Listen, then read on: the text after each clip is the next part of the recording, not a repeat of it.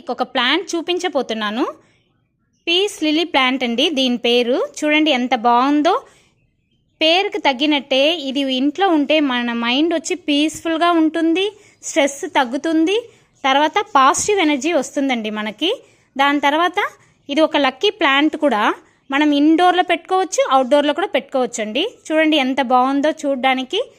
ఈ white flowers అంతా చూస్తే.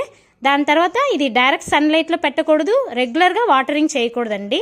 మనం 2 days కొన్స్ 3 days కొన్స్ వాటర్ వేస్తే సరిపోతుంది.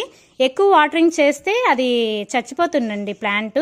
చూడండి ఈ స్టెమ్ బెండ్ అయి ఉంది కదా, అయితే వాటర్ లేదంటేనే అలా బెండ్ అయిపోతుంది. అప్పుడు మనం వాటర్ వేసుకోవచ్చు. దాని తర్వాత ఇది ఏ రూమ్లైనా పెట్టుకోవచ్చు. చూడండి ఇలా పెట్టడం వల్ల మన ఇంటి లోపల న్యాచురల్గానే ఎయిర్ ప్యూరిఫై అయిపోతుంది. దాని తర్వాత మనకి స్లీప్ డిస్టర్బెన్స్ కూడా ఉంటే బాగా నిద్ర పడుతుంది ఇది